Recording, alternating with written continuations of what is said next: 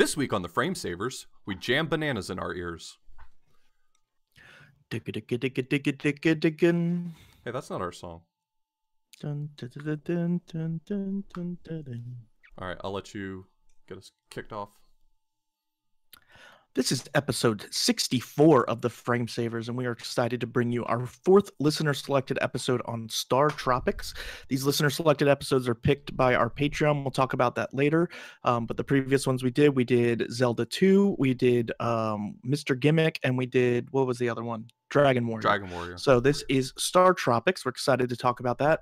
If you are new to the podcast, we are a retro video game podcast that focuses on speedrunning. Speedrunning is a hobby where we try to beat video games as quickly as possible using whatever glitches and strategies that we have available.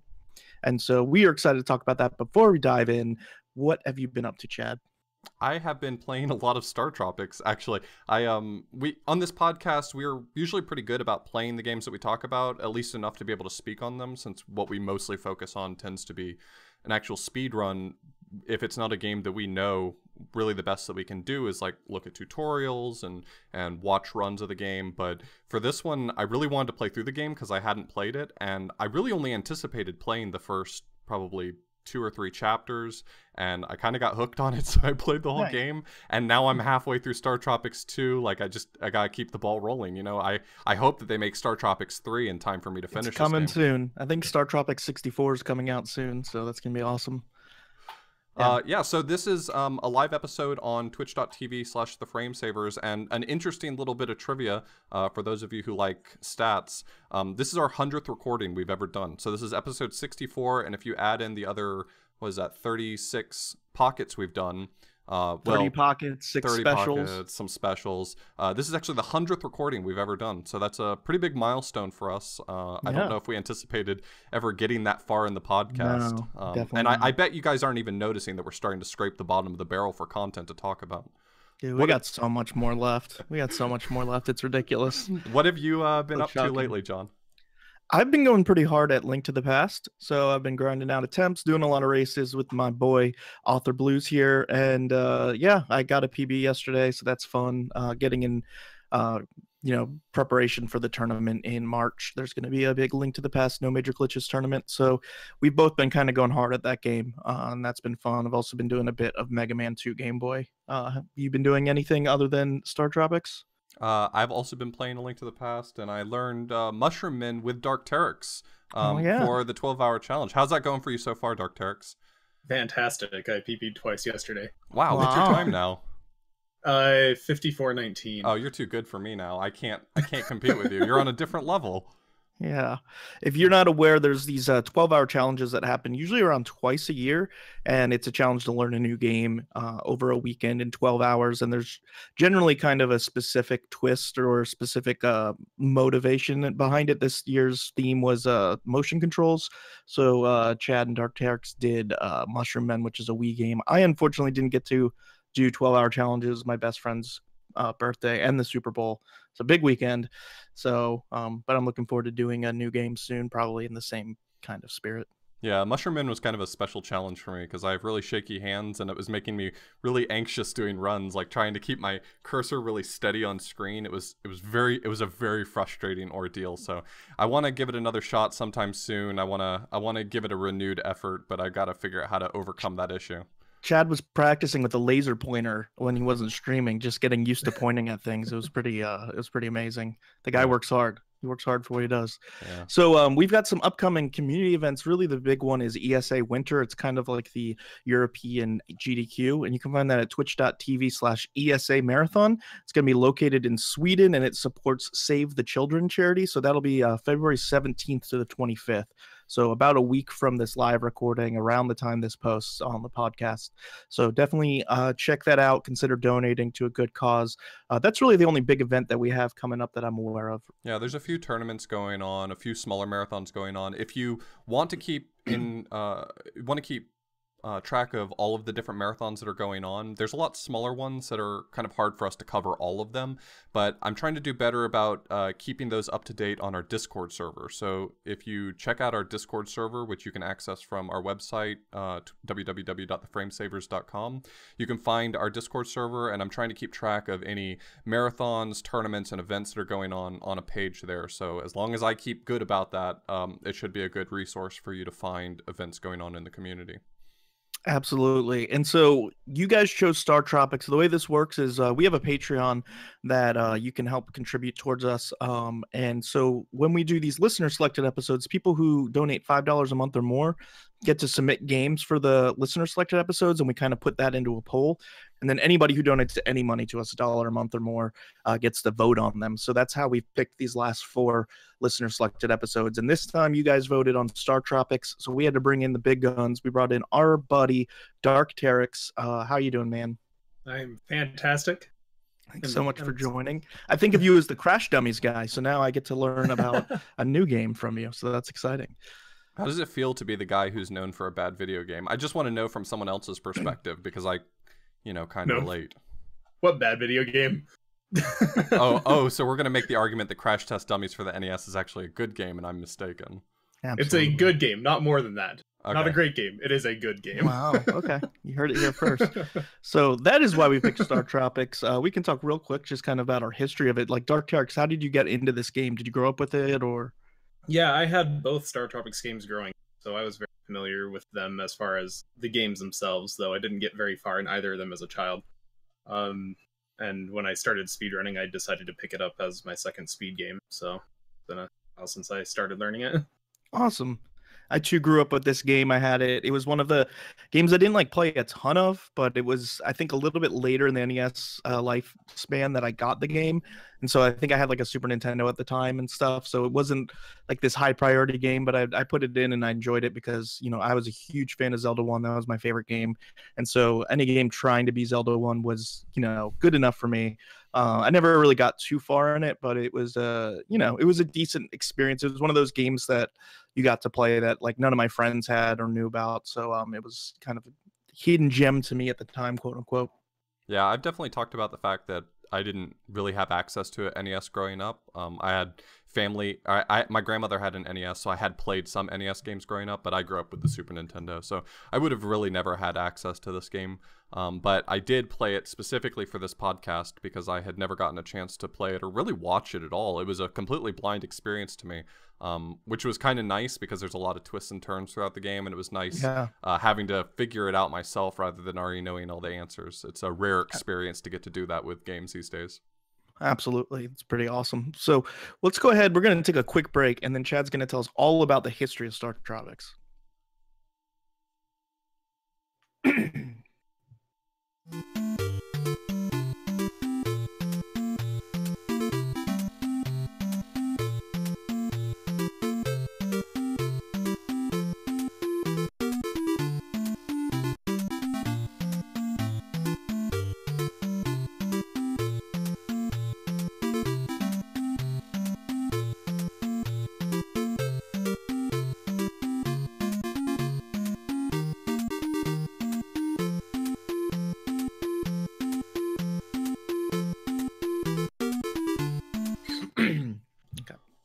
So StarTropics is an action-adventure game that was developed and published by Nintendo in North America in December of 1990. And this game was made specifically for Western audiences. I think there's a story surrounding this game about how the guy who directed and produced this game, who is the Punch-Out series developer, Genyo Takeda, he didn't like the idea that pretty much every game that was being put out in the West was specifically geared toward the Japanese market and then localized for North America. And so for the West, he decided to produce a game that was specifically geared toward them, so much so that actually this game never released in Japan despite being developed by a team of Japanese developers. And this game did actually have a release in Europe as well, but it was almost 2 years later in August of 1992. It's funny to see what the Japanese developers thought of as American or American culture. Oh like yeah, there's this a game's full of that. It's like Mike Jones is the character's name, and he's a yeah. baseball, legend, and Yeah, his and there's a point where it plays like it's not the star. Is it the Star Spangled Banner? It plays some sort of like oh, it plays traditional the American song, and I was like, goodness sakes, that's so ridiculous. yeah, it's when the ship is sinking. It's playing Yeah. what is it? Like Well, America the Beautiful or something? Yeah, I think it's America the Beautiful technically or it's something. for God Save the Queen because they're talking that's about right. British. The story talks about this British pirate, so That's technically right. that's It's got one the same but- tune though. Yeah, you're It's right. just so funny. It's like here's the baseball star. We gave him a yo-yo, America. It's And like, like one of the transmission frequencies is, or one of the codes for the navigation's like 1776, and another one's Nice. 1492, and so there's like a lot of little Western. They tried to what's everything Western we can think of. So yeah, that's So pretty funny. the game is based on our character Mike is invited by his uncle, Dr. Stephen Jones, to visit his laboratory on the fictional Sea Island in the South Seas, where he's searching for lost ruins. I was really disappointed to hear this because I actually booked a flight to Sea Island, and apparently it's not a real place. I think Yeah. I've been gypped. Not real Credit at card all. So info's out there. My trip is over. So Mike gets to Sea Island. He arrives in Coracola.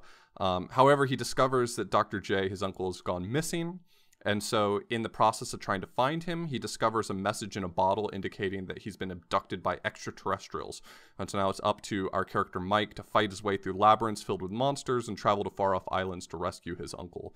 So I think it's funny when you talk to the chief of the first island, and he's like, "Oh, sorry to tell you, your uncle's been kidnapped." He's like, "But here's a yo-yo." It's just like, Yeah.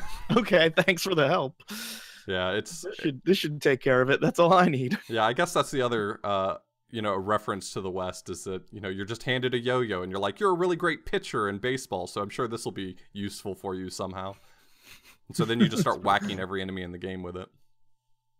Absolutely. So, So this for game's divided into 8 chapters, so it actually like auto saves for you in between, not just between chapters, but like between different segments, which is kind of nice because it is a longer game, so it's got a save battery and stuff. It's a nice little touch later NES game. Each one has one dungeon and one major boss, very similar to Zelda with the 8 levels. And throughout the game, you travel and interact with characters like with an RPG like overworld. So there's NPCs that you can talk to and get some story from, and you have to talk to certain NPCs to advance the story, just like many games. But there are no random encounters. It is fully action based, so you only fight enemies in the dungeon like sections. And when Mike encounters more dangerous areas, basically it switches over to the Legend of Zelda style top down view, and you can jump around and defeat foes face to face with your trusty yo-yo. Movements only up, down, left, right, so there's no diagonals, and everything is very grid based. It's actually a huge part of kind of the whole game design is this grid-based setup. There's these tiles that you have to jump between all the time and find hidden switches and such, so it's a big part of the game. Yeah, I think a lot of people who make complaints about this game and they compare it to the sequel to it, Zoda's Revenge, which we'll talk about in a little bit. A lot of people talk about this game being grid-based and being, only 4 directions as a complaint about the game. But I think one of the things that you have to note is that the game really does seem to be designed around this idea. Like, you're never in a situation where it's like, this would be I really need to be able to move in 8 directions. Yeah. Everything is designed in such a way to really work well with the 4-direction system. So I think the gameplay complements it fairly well for the most part. I mean, to be fair, Zelda 1, same thing. You can't move diagonal in Zelda 1. You can only move cardinal directions as well. So That's true. it doesn't have the same locked movement. Like, you move basically grid by grid in this game. So like if you're jumping, you jump grid to grid, or if you're moving. Whereas, Zelda has a little bit more range of that motion, I guess, but it's the same kind of concept where only cardinal directions are used. And I don't think that's that bad of a thing. The game sort of forces you pretty quickly to get used to it too. Like, one of the first dungeons you walk into, you're in this room where there's 2 snakes that are like facing in toward each other, and if you were to walk in between them, they're just both going to charge you. There's really no way to stop that from happening. And so it sort of forces you to figure out really quickly, okay, how are we going to navigate these problems when we're locked to a grid? And so, I mean, you can solve that problem in a lot of different ways. It's not a bad situation, but I think that the game gives you an opportunity to get comfortable with the idea, at least. I don't think it's just like it throws you into a scenario where it says, okay, here's 8 enemies and you're locked to the grid, figure it out. Absolutely. And this kind of forces a little bit more of a slower styled combat, a little bit more strategery, if you will, of how to fight the enemies, how to like bait them into coming towards you or to get the right angle to attack them. And so with these floor tiles, basically they're throughout a lot of the dungeons. So the dungeons are kind of broken down into kill all the enemies in a room or kind of solve these tile switch puzzles. And so basically you have to jump in between tiles. You can only jump one tile gaps, and unless you get a power up that'll let you jump, you know, a bunch of them, which comes about later in the game. But for the most part, you can jump across one tile gaps, and a lot of times the rooms become puzzles where you have to navigate from one end to the other. You have to find the hidden switch that you jump on and switch that to open the door, stuff like that.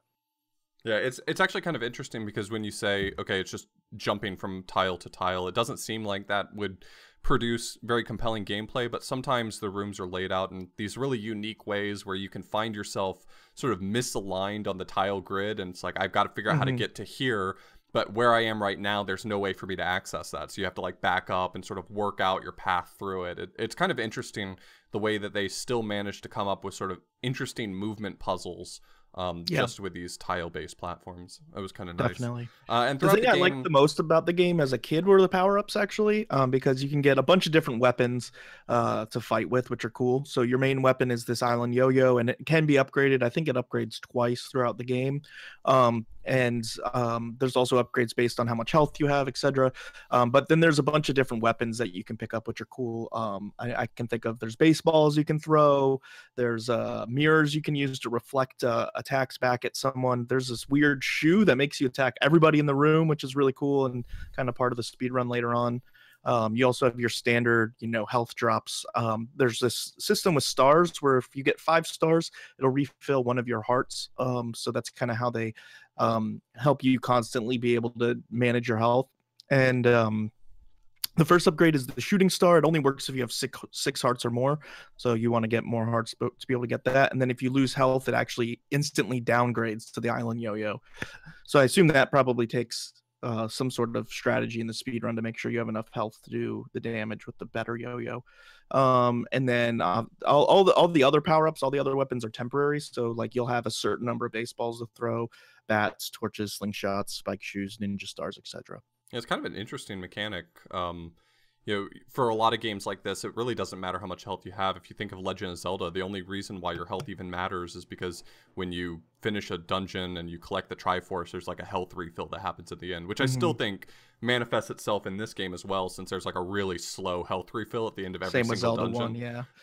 But the fact that your weapon gets upgraded and does more damage and has a longer range when your health is higher means you have to really care about that throughout the game. It's so easy to be like, I have 20 hearts, but I've only got 5 right now, and say, that's fine, I'll just play it safe. But it actually does make a pretty big difference for the gameplay itself. So it's...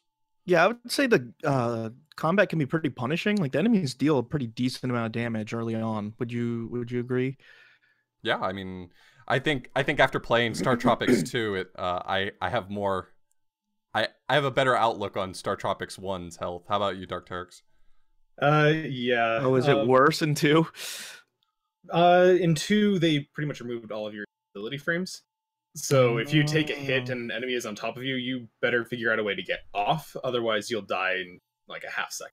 Yeah, any enemy that does much. like... Even if an enemy only does like a half heart of damage, that becomes a real problem as soon as they get on top of you. You're just almost instantly dead. That sucks. You get repeatedly stunned, but your invincibility frames don't last long enough for it to be worthwhile, so... Yeah, it's kind of funny, the enemies in this game, there's several of them that are clearly taken like straight from Zelda, which I guess isn't completely stealing because this is a Nintendo game, but there are Octoroks that are like clearly Octoroks. There's some mummies that look pretty similar to Gibdos, and then there's these Wizrobes that fly around and disappear and reappear. So there's definitely a lot of inspiration from the Zelda series for sure. Definitely, yeah, and even your navigation computer, Navcom, he looks a lot like Rob the Robot. He is Rob the Robot, I'm sure. He is Rob the Robot, yeah. He's basically Rob I've the asked Robot. Rob. He said I was in StarTropics. We talked to him. The phone calls came back. He said, confirmed Rob the Robot. Yeah. There's a lot of other things you can pick up as well. There's magic items throughout the game, which I'll say that for my blind playthrough were a big frustration for me because I kept picking up magic items and having no idea how to use them. You actually have to pause the game and then go through a menu to access them. Is that what you're doing when you look at the ghosts? Okay, I never Yeah, got to that point. it was so. it was pretty frustrating for me because when you enter one of the dungeons, and we'll talk about the individual dungeons later, but when I entered the ghost village or the cemetery, Graveyard, the graveyard, there's rooms where you just start taking damage and you have no idea why you're taking damage, and it's because the game gave you an item, the staff of seeing or whatever it's called, but you're supposed to use it and it reveals all the ghosts in the room, but I couldn't figure it out. I couldn't figure out why I was just consistently taking damage while I was walking around, and I was really I'll be honest with you, I was getting a little bit heated about it. I was getting pretty heated. That's interesting. Yeah, I was curious watching the speedrun because I never got to that point in the casual playthrough. I'm like, why do they keep pausing to see these ghosts? That makes complete sense. Yeah. Well, especially since you can't, I don't think you can, but it didn't seem like you can deal damage to them until you've revealed them. And so if there's That's like room, correct. and so if there's a room like the door's locked until you kill them all, you have to pause to reveal them. So okay, I was curious about that for the speedrun because I figured maybe you could try and kill them without wasting the time to pause. So that makes sense that you can't. yeah, it's interesting. Plus there's medicine you can pick up, so the medicine will refill I think 5 hearts. Which is a pretty big asset if you're starting to lose it. I'm sure the speedrun doesn't use them very often, but you know, I'm willing to waste a few seconds to survive. Yeah. There's a lot of weird puzzles in this game too. I'd like to hear kind of some of your experience with them, Chad, as going through it casually. But there's one very like infamous puzzle where basically a character recalls a message from Dr. J saying, "Tell him to dip my letter in the water." Well, the manual has a letter in it, and I actually have a complete in-box copy of this game with the letter completely intact. So that's really cool to have. And basically, you would have to dip it in the water to see like the answer to this particular puzzle. Yeah, I don't know if Navcom says that he wants you to find Dr. J, but he doesn't know the frequency that his transmitter is set to. So on the letter, if you dip it in the water, it says something about last time I was out exploring ruins, I felt like I was being followed, so I slipped a transmitter in my shoe, and here's the frequency for it. And so Navcom basically just waits until you type in a frequency, and so you could easily get stuck there for a really long time. People theorize that that's anti-piracy / anti-rental method. I was gonna ask that, but isn't it pretty much further in the game? No, it's only no? the beginning of chapter 4. About halfway through. Okay, that's still not like. I feel like a lot of the anti-piracy things they do in like level 2, like I don't for think rentals, that's like true. I mean, anti-rental. if you think of Earthbound, the anti-piracy method was deleting your saves right before you fight the final boss. Oh, I didn't know that. I've never gotten that far in Earthbound, so that's interesting. I think it's also cool. I'm sure a lot of kids like that. It kind of makes you feel like you're part of the adventure. Like you have this physical media. Yeah, that you have to like unlock this answer. It's pretty cool. That fourth wall breaking thing. I mean, there weren't a lot of games out there that were doing it, but it's definitely a big plus for immersion. You know, it really makes you feel like I've got this letter in hand and it feels like it's just sort of a storytelling device. It just feels like, hey, come to the island, I want you to come and hang out with me. And then you find out like it's a real, like that would have blown my mind as a kid. That would have absolutely blown my mind. I didn't have a copy of the letter because I was playing on flashcart. Like I don't have a boxed copy of it, so my chat told me, hey, when this comes up, just let us know and we'll tell you what the frequency is. So that was the one puzzle that I already knew about going into it, which is kind of sad. That feels like the big puzzle for the game, so it would have been really cool to like experience that for real. But I'm also not willing to ruin my letter in my complete in-box copy to go get that frequency. That's true. Yeah, it actually, because of the fact that it was basically an anti-rental method or anti-piracy method, and a lot of kids, like, you know, weren't keeping the boxes around, they weren't keeping all that stuff around, or maybe you got it secondhand from a store. I think Nintendo actually recognized that this was a pretty big issue because Nintendo Power ended up publishing the frequency in volume 31, which released in December 1991, which was a whole year after the game came out, but they were having so many questions about it that they basically had to address it. You know? It's kind of a tough thing to do. Like, it's a cool little mechanic, but at the same time, like, a lot of kids threw out the boxes and lost the manuals pretty quickly. So you could have paid the full price for this game and gotten stuck because of this like physical media puzzle. So it's interesting. I mean, a lot of games used to do this back in the day, like computer games especially would do it, where you'd have to pull up the manual and type in the third word of this page in order to do whatever. That was like the really common Sierra method. Like Sierra exactly. PC games, it'd be like, what's the name of the president right now? Because what kid knows, you know, that kind of stuff, I guess. Or they get really complex ones where you'd have like something like with like see-through film that you'd have to hold over one letter, and it got Mhm. ridiculous for them to try and make sure that people weren't pirating things. But yeah, this would be a bummer if you were a kid, and I don't remember having the manual specifically as a kid, so maybe this is where I got stuck. I'm not quite sure, but it's an interesting little piece of the history of this game for sure. Yeah, Nintendo got pretty into this game. I mean, this game was featured in another Nintendo Power episode as well. It was like the cover it was the cover game for like volume 21, I think it was. So Cool. like Nintendo was all about this game. They even included like a whole walkthrough of the game in 2 episodes back to back. So it was like Do you know how well it sold? I'm curious. I don't offhand. I know that the second game didn't do very well, but I was actually looking for sales figures. It got really great ratings when the game came out. People compared it to Legend of Zelda. They called it derivative of Legend of Zelda, but they still gave it pretty high praise. I think one reviewer gave it like a 4.5 out of 5. And Nintendo Power actually published in one of their issues, they like pulled their staffers for their favorite games and compiled this list of like the top 100 games of all time at the time, and it ranked 64th. So that's in issue 100. I have that. I have that issue. Yeah, okay. It's really fun to look through the 100, what they considered the top 100 games, because there's a lot of games in there that are like, what? And then there's a lot of like the classics. Clearly, this had to have been a much loved game. It was even it's even in the what 20 or 30 games that are on the NES Classic. Yeah. So, I mean, this was a pretty well-loved game. So, one thing that I know a lot of people know about this game, it seemed to come up a lot when I was streaming it, and just in general, people seem to be aware of, is that there are some glitches with the music. And so, I couldn't really hear them, but I think that has more to do with the fact I feel convinced at this point that the ROM that I was playing might have been a fixed ROM. I don't know exactly where I got it, but the ROM that I was playing on, I think might have been fixed because I never noticed the issue. And I actually looked up a video of the glitches in the music, and it's pretty obvious what's happening. So like one of the channels like noticeably disappears in the middle of the island theme and then rejoins completely out of sync with the music way later. It's really, really noticeable in the video, and I never really noticed it in my playthrough. So I went to look into it, and so here's what I found out about it. So all this info comes from a YouTube video by Brad Smith. He's a video game programmer and a musician who actually just released his own homebrew game called Blizzard. And we'll tweet out a video to a link to the. Are we sure his name wasn't made up by Nintendo of America to sound like a super typical American name? No, but it does. Brad Smith. Yeah. When I was going to credit this information to him, and when I realized his name was Brad Smith, I was like, well, I've got to have more than just Brad Smith, because a Google search of that's not going to come up with anything. But I will make sure that we tweet a link to this YouTube video because it was actually really interesting to me. But here's the summary of it. So this game uses a custom sound engine that was built specifically for StarTropics by the developers. And the way that it's built is it supports 256 bytes of data per channel, per audio channel.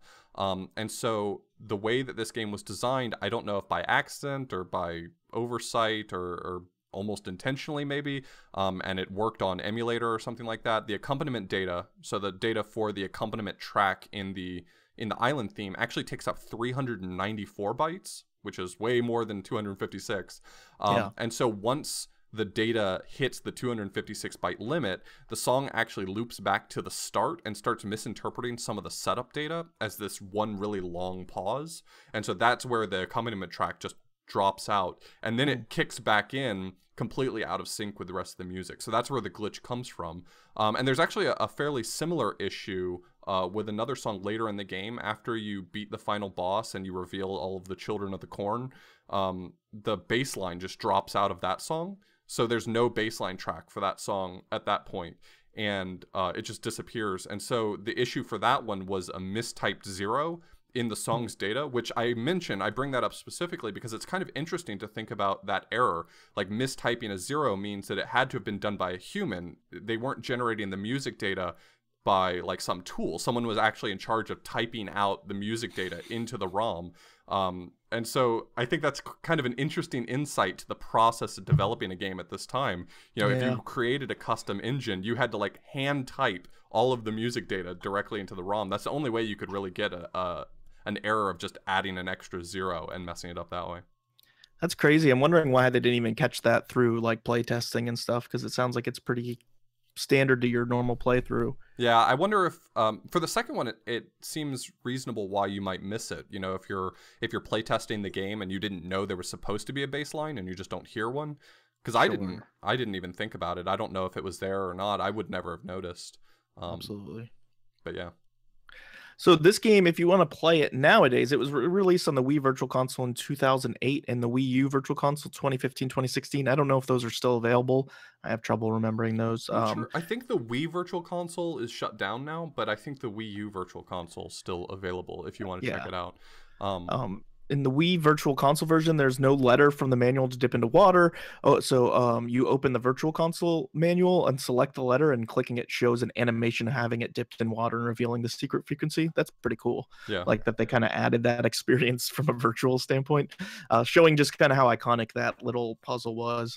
And then the Wii U Virtual Console actually includes a proper scan of the letter after it has been dipped in the water, so you can actually read it as it was kind of intended, which is cool.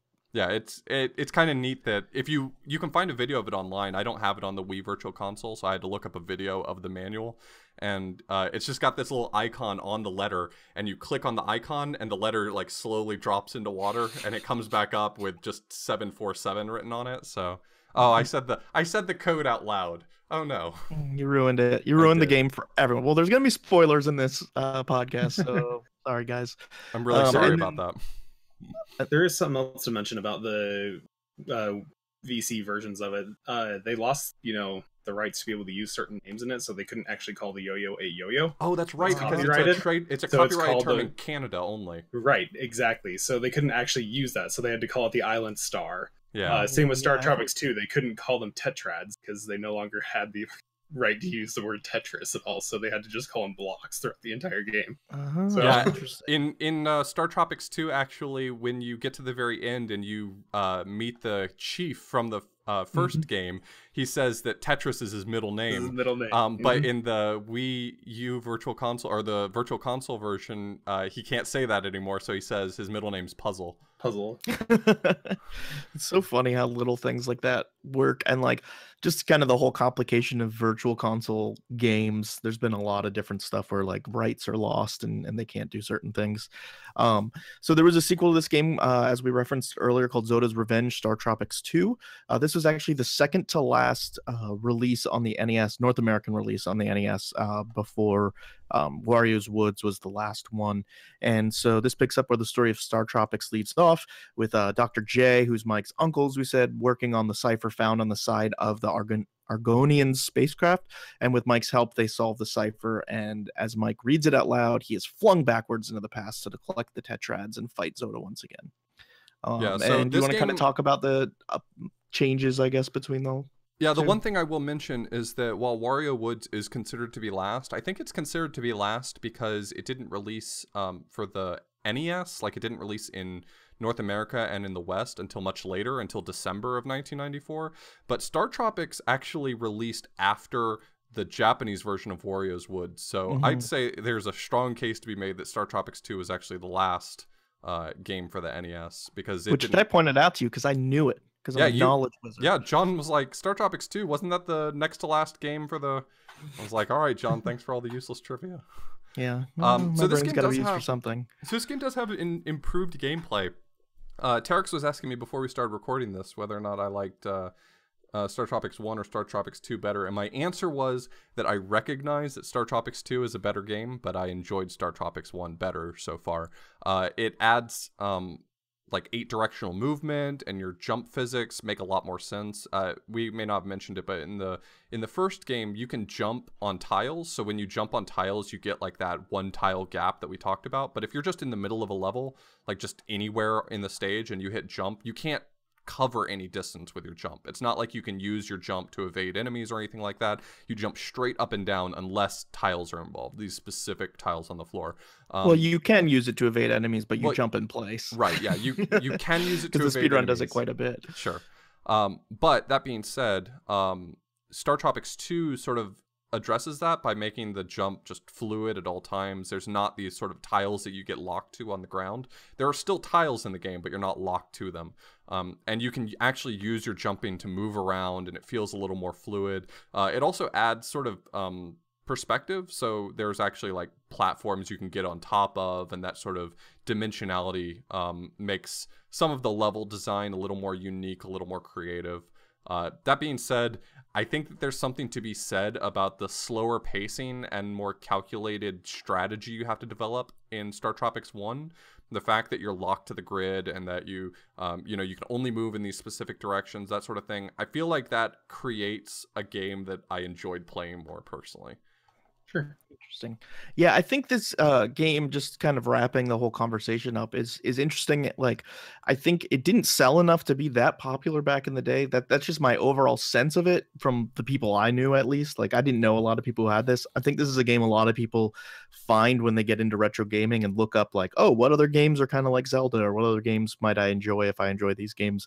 So I think it's kind of gained more popularity over time, which is cool, because I think they did a really good job. It's a pretty deep, long experience for an NES title, for sure, and definitely worth checking out if you are into that kind of style of games. Yeah, Nintendo unfortunately seems to have mostly forgotten about StarTropics, almost certainly due to the fact it never released in Japan. And then the rest of the world pretty much forgot about StarTropics 2 because it released like 4 years into the SNES's life cycle and didn't even start with the name StarTropics. Like when you lead with Zoda's Revenge, that's kind of a problem because who knows what Zoda's Revenge is if you didn't play the first one.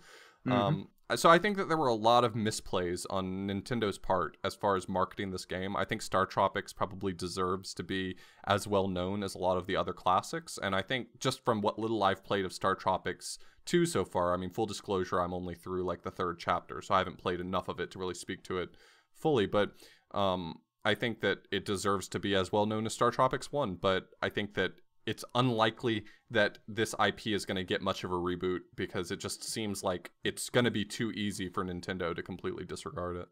Absolutely. So let's go ahead and take a quick break, listen to some fresh StarTropics music, and then we can go through our ratings.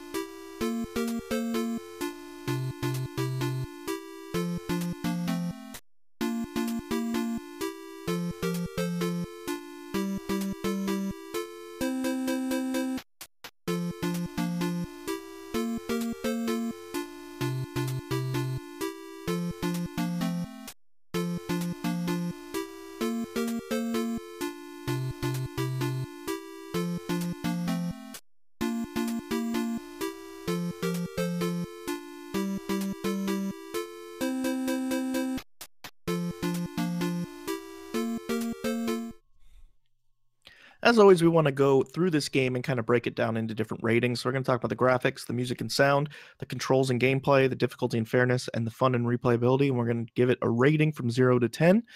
So starting off with the graphics, I guess I can kick this one off. This game's really colorful and nice. I think it's got a really good aesthetic. It reminds me a bit of Earthbound in terms of, trying to be a little bit more modern, I guess. A lot of RPGs in this time were fantasy based, so to have kind of a more modern setting with some modern items is cool, and kind of more everyday items, which is similar to Earthbound. You've got yo-yos and baseball bats and baseballs and stuff.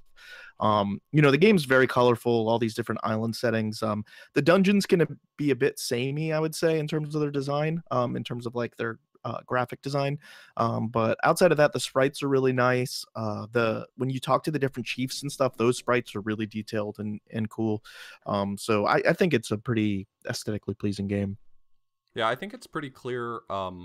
So one of the main things you'll notice about this game is that since Japan had this enduring love of the fantasy genre, and everything was like Middle Ages and that sort of style, if you look at this and you look at Earthbound, it really seems obvious that Nintendo and I guess other game designers at the time thought that what the West was in love with most was a RPG or an adventure game set in modern times or something like that. So yeah.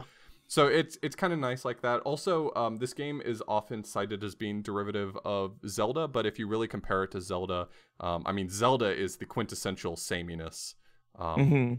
It really is. For the Every single dungeons, dungeon's exactly the same except for the colors. And I think this game does a pretty good job of sort of using the same types of tiles for everything, but giving them their own unique look. It's kind of that a Link to the Past style where every dungeon looks unique, but you know that they're basically just doing the same thing over and over. Yeah, I'd say like most of the dungeons look the same, but some of the later dungeons change it up quite a bit, especially like at the end in the space station. That's once you get to the different. spaceship, that's a pretty big jump. So yeah, so they do difference, and there's some that are like, you know, there's water or different things going on in them, so it's not like completely samey, but I wouldn't say it's outstanding. You feel like every dungeon has its own personality or identity, you know, like later games maybe would do. Yeah, what do you think, Terex? If you observe certain rooms of dungeons, they do reuse like entire rooms, the layouts of them, and just put different enemies in them, or have a hidden wall on one or something, but they totally reuse them. You know, well, I think that I was actually going to bring that up a little bit space saving later. Probably. They do this really interesting thing comparing the first dungeon in the game to, I don't remember which dungeon it is, but much later. It basically recreates the dungeon, but everywhere where there were like openings before, it makes it a secret opening later. And so if you can remember the layout from the earlier dungeon pretty well, then you can use that knowledge in the later dungeon. And it was kind of a cool mechanic once I went back and watched it. I didn't recognize it when I was playing through it the first time, but then I was going back and watching a speedrun of the first dungeon. I was like, wait, that looks exactly like this later dungeon that I had done, except for, you know, they made really small changes that made it like this advanced version of it. And I think it kind of worked. It didn't feel samey to me as much as it felt like it was sort of like testing your memory or paying homage or something like that. Interesting. When we talk about the music and sound, I'll say I really like the music in this game. I really like 2 of the songs in this game, I would say. It has like 2 B+ songs, and I feel like the rest of the music's kind of just like C level, like take it or leave it. Like there's a bunch of ominous types of music that are in like caves and different areas that's kind of just there to set the mood and maybe not, you know, especially melodic or anything, but the main island sounds or songs are really catchy, and they use it quite a bit. Honestly, I was thinking maybe they were trying to save space because it's a big game and only use these 2 songs, but then I realized they have like 7 other songs, but they just use them very infrequently because they knew they had 2 really good songs. So I feel like they just use those 2 songs all the time. If you look at the whole soundtrack, it's like 20 songs, but yeah, you'll only remember like 3 of them. Yeah, exactly. So I mean, I'd say the music is really good for those songs. The rest of it, I can take it or leave it. Sound effects are whatever, normal stuff. Things explode when you hit them for some reason, and noises happen. I'm not sure if this game really has sound effects that I like that are memorable to me. I don't. Stuff just explodes. That's really all I remember. Is like when you beat a boss, it explodes for a while and stuff. There cannot there's no way that this game has more than like 5 sound effects they use over and over. I can't think of a single. The music is all great. Like I apparently have a very different opinion from a lot of people who were watching my stream. Everyone was like, "Oh my god, the loop is so short," and I'm just hearing it over and over. And I think it was driving some people crazy.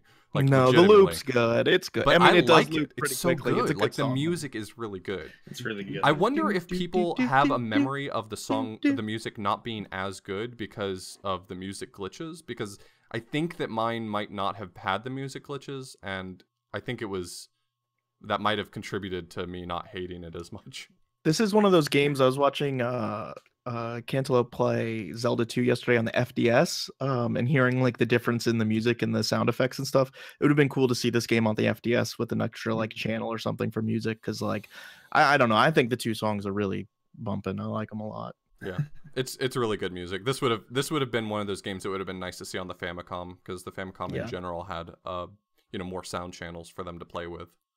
So in terms of controls and gameplay, since you played through this whole game, why don't you speak to this? And you have to speedrun it, so you have to deal with them on a whole different level. So I'm actually really interested in hearing what Dark Tarek says first, because I mean, my opinion is that the restriction on the controls made me like StarTropics 1 better. But I'm actually kind of curious because Tarek speedruns both of them, and there's things I like about both games in their controls. I actually kind of do like the stiffness of the first game in one regard.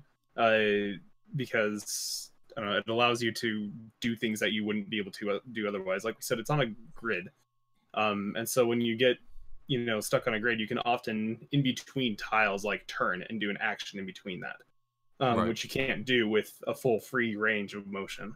So like in a view like that, I actually really enjoy StarTropics 1's controls.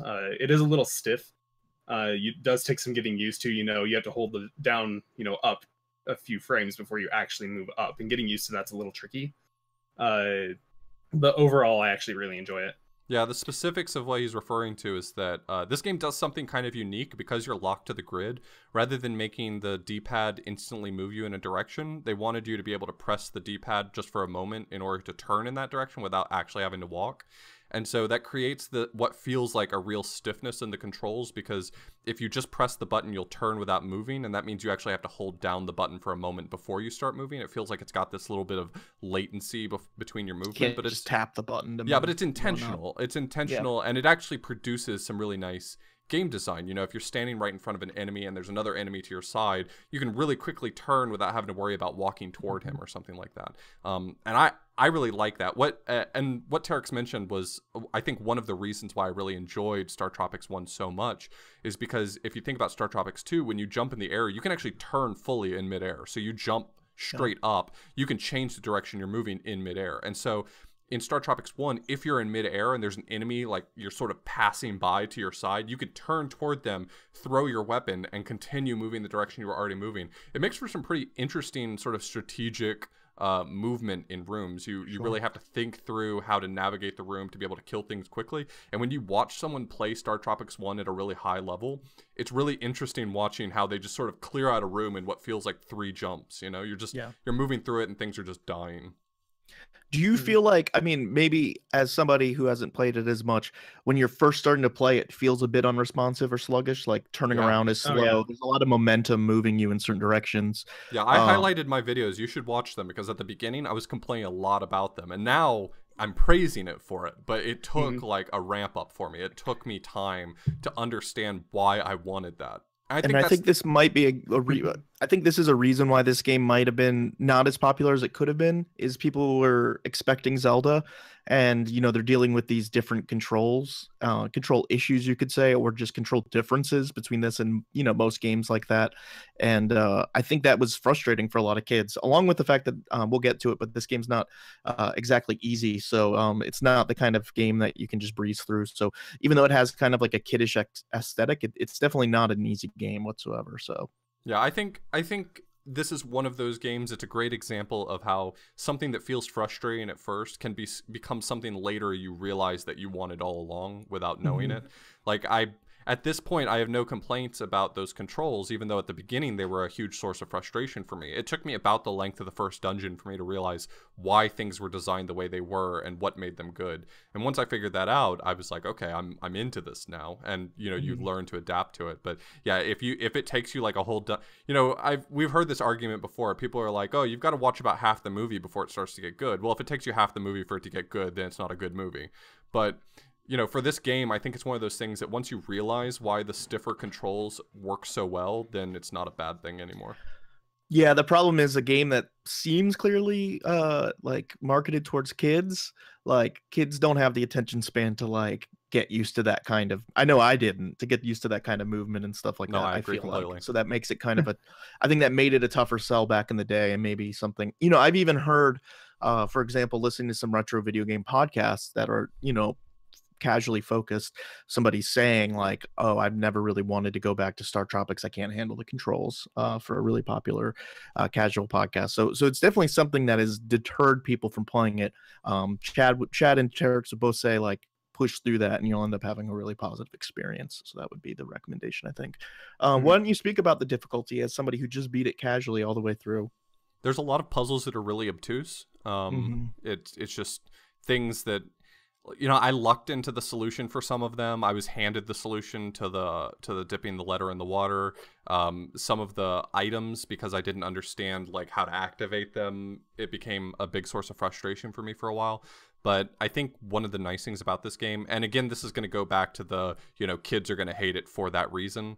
But I think for a lot of these things, it was one of those things where once I found the right answer to it, it instantly was not a frustration for me anymore, and I had a real big appreciation for having overcome that hurdle.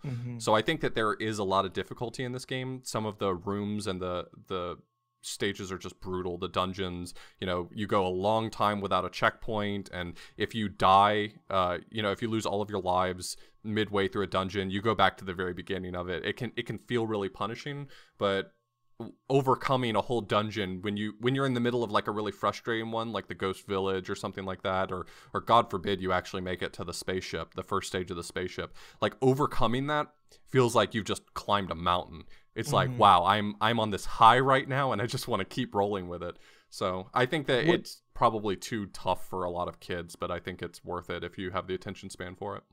Yeah, there's a lot of instant death traps. There's a lot of like really BS stuff. balls. I think Yeah, I forgot to mention that there's a lot of bowling situations balls, where you the- like jump off the top of one screen and it scrolls only to find that there was no platform for you to jump to, and it did that to you on purpose. Like, yeah, exactly. It's a clear design decision. or you'll jump into a room and the first tile that you land on is one of those ones that fall out from under you instantly. Just doesn't So give if you you're a not chance to prepared to react jump it. right away, you're done. Yeah, and it that sort of thing that it did was very frustrating, but you only get tricked by those one time, and so if you're already going to sort of be suffering your way through a dungeon more or less, you know, dying over and over, that's like a punishment that happens to you one time. I mean, you specifically, I remember watching you on the dungeon, I think it's Dungeon 4 with the bowling balls and all that stuff. Yeah. You had said, you know, that the game was pretty tedious at certain points for sure. There was some parts where it did and- get pretty tedious. And I would say it's just a strange combination to have this childish aesthetic and then like the very difficult gameplay. Mhm. I feel like that, like, again, just to reiterate, I think that's a reason this game didn't succeed as much, because I think an adult looks at this game, they think, oh, this is a childish game. But if a kid plays the game, they're like, oh, this is the kind of game I'd want to play. Then they're like starting to get, you know, whooped by these dungeons. They might just throw their hands up and give up. So I think it's an interesting combo of kiddish aesthetic with, you know, adult gameplay, really. Yeah, I think These aren't designed to be beaten by children, I don't think. Yeah, it's hard for me at this point. You know, people have talked to us about our reviews on this podcast and say, you know, we're not very good at talking about difficulty and fairness because me and John are both pretty decent at video games. And I think that there's some truth to that. Like, obviously we can't review these games from the perspective of a child, but I think I'd be willing to admit for this game that it's probably a little too challenging for most kids. I think that's why I never got much further than I did What do you think, Terex? as a kid. I completely agree. The games, both of them, are both fairly difficult games. There is a reason why I tell people never to blind race this. Yeah, you I did specifically once. told that to me, actually. I was talking about wanting to play this game, and me and Lack Attack were talking about how much we wanted to play it, and you were like, do not blind race it. And I was like, Do what does not he blind know? race it. I've already seen several people who were like, yeah, let's blind race this, and they enjoyed it up to a point, and then because of the difficulty and they were just sick of all of it at once, they just hated the game afterwards. I'm like, Yeah. you just taken, you know, 3 days to beat it. Like, you would have loved the game. Yeah, it because seems you like a enjoyed it game to up that break up. point. Yeah, You want to took break me- it up over so- several play sessions, for It sure. took me 8 hours over 3 days, and I will say that that speaks volumes to this game. There's not a lot of NES games which, at, you know, our skill level, there's not a lot of games that take 8 hours. Not Yeah, NES games that take exactly. 8 hours. So the fact that it took 8 hours probably speaks a lot to its difficulty. That being said, I think I really do understand I feel like if I were to do all 8 hours of that in a row, and I had to do 8 hours in a row because I was like blind racing it, I think I might have liked it less. Yeah, I mean, it's telling that the speed run's like over an hour long. Like, it is a long game in general too. Like, there's a lot of content in this game. Like, when you're playing it at that high of a level, like I watched the world record and it's a high level of gameplay. I mean, he clears out rooms just so quickly. Now, the current world record holder has a video of him beating the first dungeon 4 frames faster than the task. So, I mean, they take it seriously.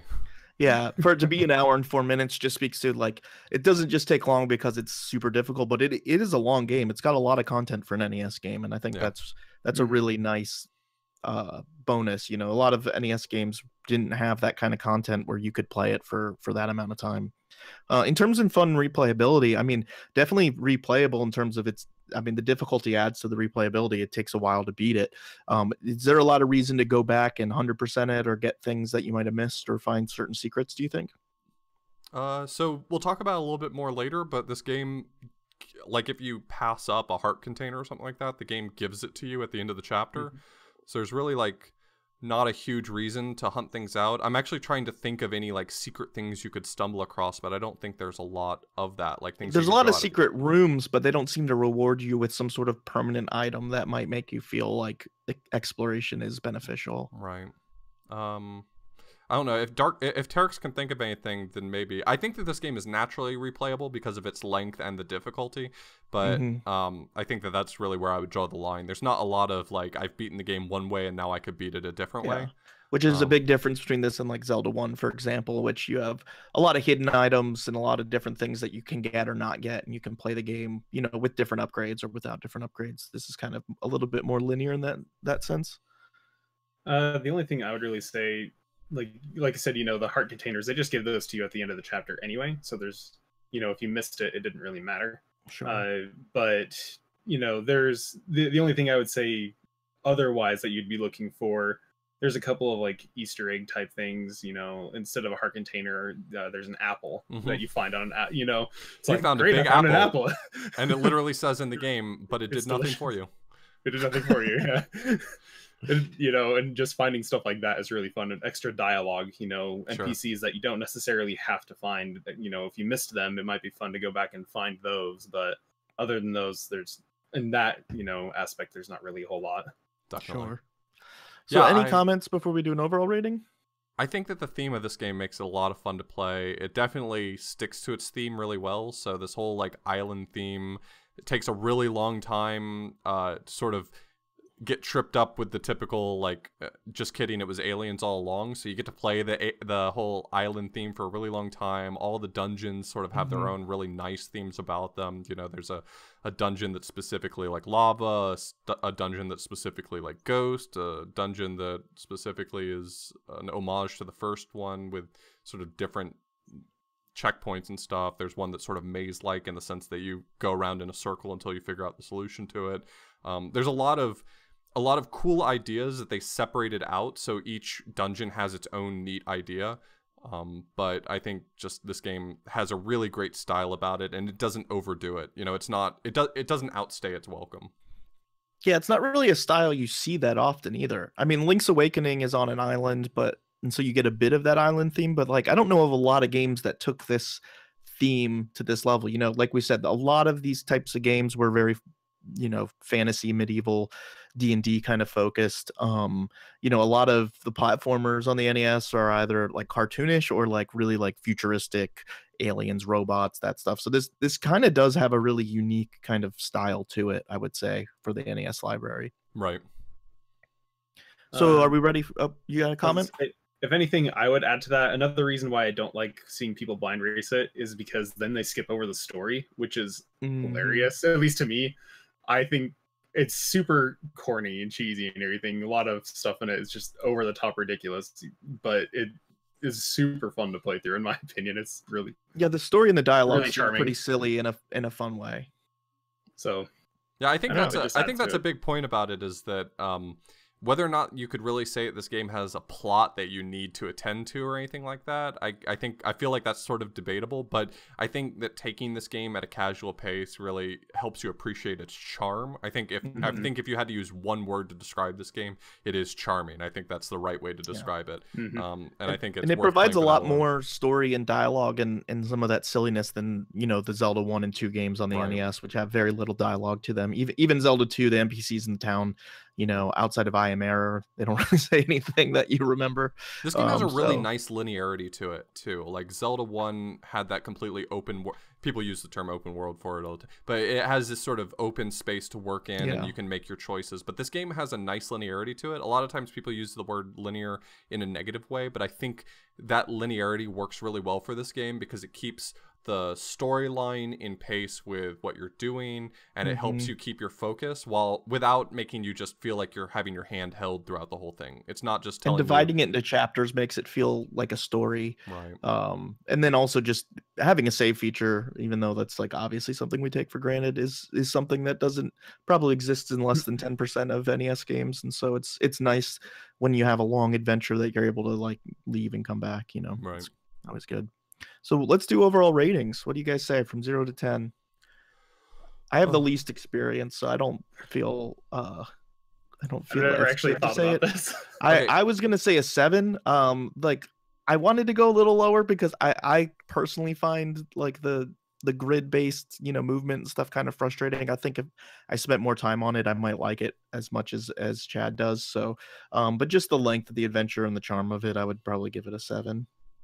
So I feel like if we were to talk about Zelda 1 right now, I would give it a pretty high rating because I feel like it's genre defining. Exactly. And yet, comparatively, even though this game did come out considerably after the fact, I would say that this game is like quantitatively better than Zelda 1. Sure. So I feel like I owe it to this I mean, game I to give it don't a agree, higher but sure. rating than I would give Zelda 1. I feel like I would say an 8 for this game. I don't feel like it's genre defining for the action adventure genre, but I feel like it's a game that did not get the love that it deserved and really deserves more. We deserve a StarTropics 3 and 4 and 6 and 8, just like all the other series I don't care about get. So Yeah.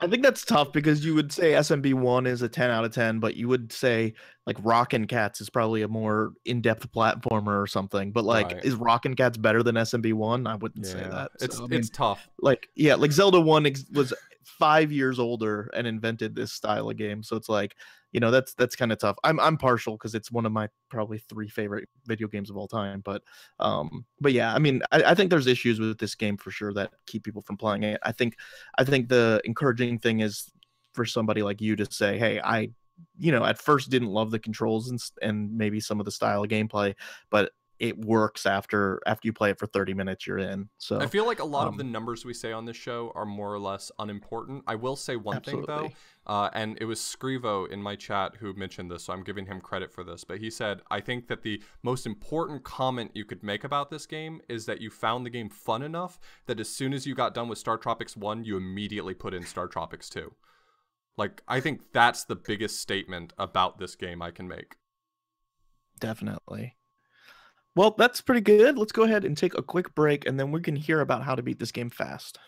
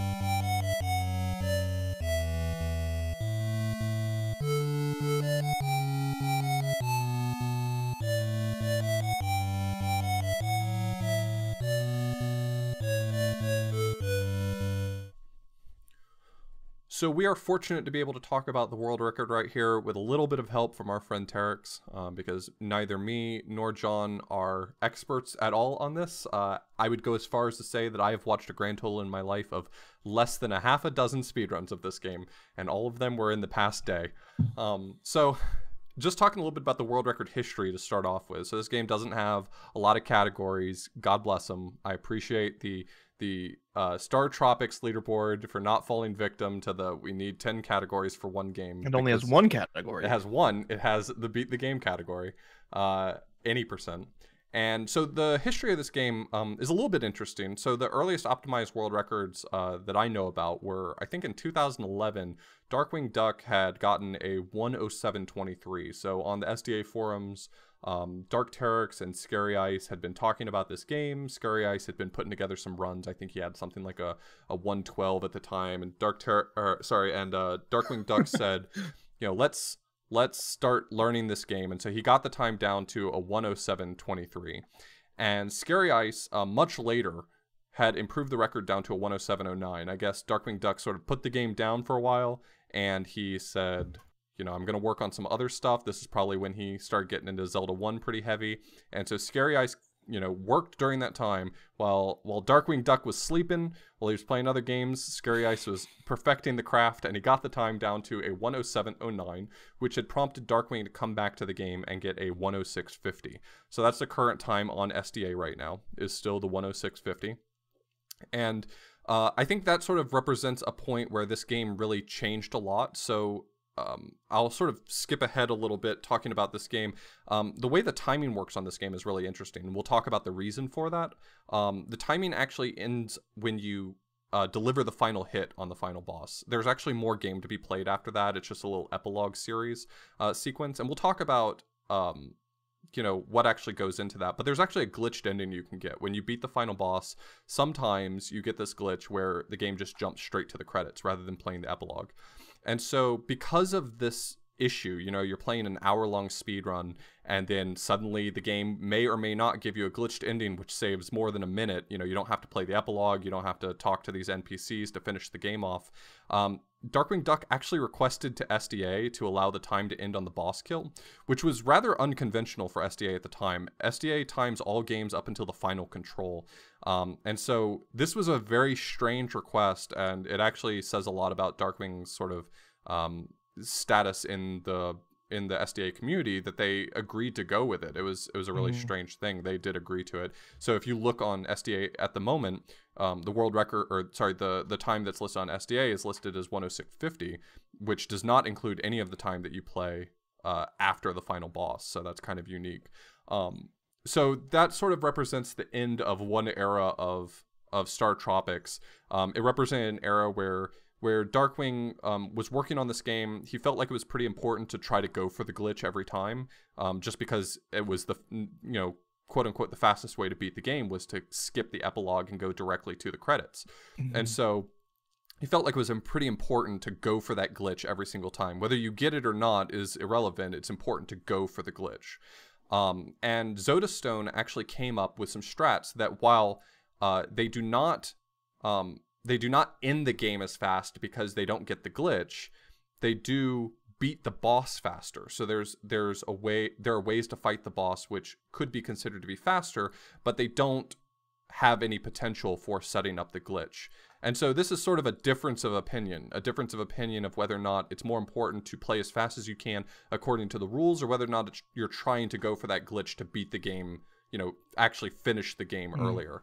And so Zodastone ended up with his new strats, you know, working on the game, putting in the time. There's a pretty big lapse in time before Zodastone took the world record, and he ended up getting a 104.20.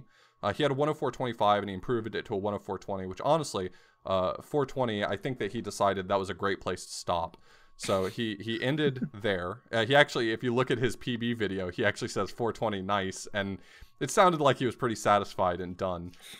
But, you know, you put in the time, you learn the strats. I saw some of the videos of Fulco. So he's the current world record holder. He has a 104.17, 3 seconds faster than Zodastone.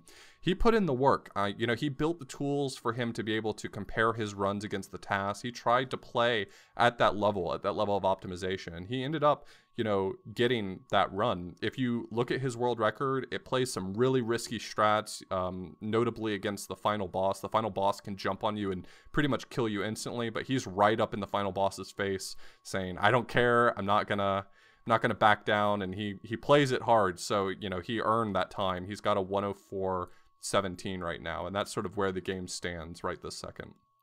Yeah, that's an interesting debate. I think it would be cool to talk about a bit on just kind of our opinions of that. This is the first I've heard of that kind of issue with the timing in this game. You know, but there's other games where situations like this come about, maybe not in the same way, but maybe a certain glitch or certain thing comes where that category discussion comes out, stuff like that. I don't know. I tend on the side of, at the end of the day, speedrunning should be accessible and fun. And so, to have to play an hour and 5 minute speedrun to hope for a glitch that's maybe not reproducible seems, just to skip a part where you just walk around and talk to some NPCs. I would think taking that out makes the game more accessible and is better for the community at large. But it is kind of an interesting debate between the ethos of like, what are we going for here? I've actually seen this sort of debate before in other NES titles, and the place that it comes up most often is actually there's situations where, based on how you play the game, you can still get to whatever the ending goal is. Like the ending goal might be to beat the boss, but then maybe the game soft locks right after that. And so the question is even if I got to the point where we say timing stops, even if I got to the part where the boss died, if the game soft locks right after it, does it still count? Is it still the same run? Do we care that, you don't get to see the credits, you don't get to see everything else that was intended? And so you actually do see this sometimes in some of the retro speedrun communities, and I'm sure it happens in modern games. I don't know them as well. But situations where the question is, we got to the goal, does anything after that goal really matter? And so that's, I think, the debate between, Darkwing's perspective on it and Zodastone's perspective on it, is that Zodastone got to the goal as fast as he could, but he didn't produce the result that I think other people were sort of intending. And so did he do the same thing is the question. Yeah, it's a really tough thing to debate. I think the most important thing to point out, in my opinion, is that there's maybe not hard and set rules for every game or for all games, that each game should be approached on its own merits. And I think the really important thing, and we see this a lot, is that really the runners of that game should be able to decide what they think the rules of the game are. They're the ones putting the time into it. Maybe them, the glitch hunters, the people who task, stuff like that. But I think you do see a lot of like viewers of speedruns think that their input of these kind of things should be what matters, and that's kind of its own debate in itself. But I think the runners should determine whether or not this is the way they're going to time it or not. I know I've had to make much less significant decisions about that kind of stuff, routing new games that have never been run before. When am I going to start the timer? When I'm going to end it? And that kind of comes up to, if you're the one routing the game and running it, then that's kind of your decision at that point. When you get a community of runners together, I think it's good to, try and come to a consensus. You're not going to make everybody happy, but ultimately, I think that's the group of people who should decide these kind of things. For sure. So I was actually fortunate enough, we don't always get this benefit when we talk about speedruns on this podcast, but Terex actually made a really good speedrun tutorial series. And so I got to watch a little bit about that and try to figure out a little bit about what we were going to talk about. I think one of the things I noticed the most, and Terex, I'm actually interested in you kind of delving into this a little bit. You talked about pretty much every input you make in this game gets buffered. So how does that actually sort of manifest itself in the speedrun? So it's exactly how it sounds, and this includes any movement you have, any text that you are going through, any jumps or attacks. You can buffer everything ahead of time. So, if I have a text box that comes up on the screen, it's got to fill up, all of this text on the screen. I can just hold down A, and it automatically on the first frame advances just by, holding A. So you just have to do that, no text mashing or anything. Okay. When you get into a dungeon, that makes for some really interesting movement because, you can plan out what you're going to do ahead of time. When you have those memorized, you can, I'm in the middle of a jump. Well, when I get out of the jump, I need to be able to attack in this manner so I can buffer that ahead of time, or if I have to attack twice in a row, it's a lot easier. I even tell casual players this, if I see that they're struggling with combat in the game, because I often watch, new people playing the game. If I see that they're struggling with that, I teach them this buffer method because it allows them to get a second hit in what they weren't able to do before. And, they were actually able to progress because they weren't taking an extra hit unnecessarily. So this is less about convenience, and like there's some times where you can just get hits that otherwise wouldn't be possible from being able to buffer this way. Right, because people are trying to often mash their attack or to, time it well. But if you buffer it that way, it automatically throws out another attack on the first frame possible. So that allows you to get a second hit in that you wouldn't normally be able to otherwise. So when you say buffer attack, you mean like while your yo-yo's already out, if you let go and repress the B button, it comes out the moment it comes back in. Oh, that's really nice. Yeah, I didn't know that one. I knew about the jumps because there's certain rooms where you have such a limited amount of time to get the jumps. You start to sort of figure out that it's buffering before. Like, I feel like the game naturally teaches you about jumping buffers. But the attack and the text buffers, I never noticed myself. Yeah, that's it makes really for cool. really interesting combat options in that regard. That's actually the whole reason why, like, that was one of the reasons that drew me to playing that as my second speed game. I was like, oh, this is really cool. You know, tech involved that I can buffer everything ahead of time. That's really interesting versus, you know, otherwise. Yeah, it's really neat. So just we talked a little bit about the fact that this game has really unique dungeons. Are there any specific dungeons in this run that are difficult to learn, or there's something special about them that's worth noting? Something that's cool about Chapter 5, which is the one with the bowling balls that you mentioned earlier. That dungeon does not have a boss, for one. Okay. And it's less focused on combat, and it's more focused on traps compared to most of all the other dungeons.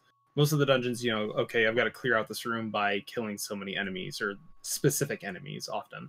Right. Versus in that one, most of it was like, oh, okay, where's the hidden floor tile at that I fall through in order to come back up? You know, where's the hidden wall to go through? Oh, I have to avoid all these traps instead. So it was a really interesting concept instead. Is that a consistent thing across all rooms in the dungeon? Because I noticed a few times where the door would open before you killed the last enemy. Is that the case, that there's always sort of like a master enemy that once you kill that one, it opens it? Or do some of them actually require you to kill all of them? It's room to room. Specific rooms require certain enemies. Specific rooms require all enemies. That's a really interesting... Zelda does a similar thing, not fully, but there's certain rooms in Zelda 1 where if you kill one enemy, all the other enemies die automatically. And they're not that common that I can tell. No, there's a few rooms in like in one of the dungeons that like you kill one Gibdo and that's the trigger to kill all the other ones. So I was actually gonna just mention that it seems interesting that for as much as this game pays homage to Zelda 1, that it actually borrowed that same mechanic. Yeah, and that makes it really interesting in a speedrun as well, because if I have to kill certain enemies and I have to try and avoid the other ones and I mess up my movement, now I've got to try and correct that in the middle of it because my enemy's running away from me. Or, is there ever an issue where you have a hard time tracking, like, you know, when you enter the room, it's the one here, here, and here, that's the one I need to kill. Does it ever get so chaotic that it's kind of hard to keep track of which one was which? For me, not usually. For a new runner, I could very easily see that happening. It does still happen every once in a while, depending on what enemy movement happens. Sure. For example, in the graveyard, there's a room that has like 7 or 8 of the Gibdos in it, right before the boss. Right. And you have to kill all of them in there except for 2, and it's the bottom 2 of the room. So I just have to keep track of the bottom 2 and not kill them. Gotcha. Okay. But if I move in a way that I'm in their line of sight, you know, they'll turn towards me.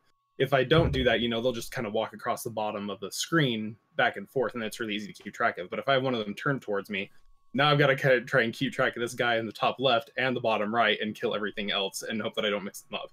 So what's cool about this speedrun, which if you are a Zelda 1 speedrunner or a rando player or whatever that you might appreciate, I guess, is just kind of, it seems like a lot of reacting to what you get versus like scripted rooms, scripted fights. And I think, you know, that's a really enjoyable thing in a lot of speed games, especially when you've, maybe if you speedrun a lot of platformers where you just do the exact same thing every time or know where all the enemies are. Being able to react to different enemy movements and such is a huge part of this run. And also just utilizing the items to their best abilities. There's a lot of the upgrades that are temporary, but they, you know, I can think of 2 specifically. The one that splits in half and hits enemies on the left and right, or also the shoes that let you attack every enemy in the room. There's definitely different setups where you use that. You know, you're able to go up to the door and use that because it puts your sprite right back where it left off when you use it. So you might have a room with 4 enemies that all take 1 hit. You can use that right at the door, kill all 4 of them, and then still be right at the door when it opens. Stuff like that. So there's a lot of really interesting kind of tech that goes into, you know, planning out these different rooms and how to clear them out. Is that actually a feature in StarTropics? So I often talk about in Zelda 1, Zelda 1 speedrunning is a very unique beast because in a lot of speedruns you can really memorize the whole run. I can come in having never played the game before and get a pretty reasonable time if I put in the effort practicing.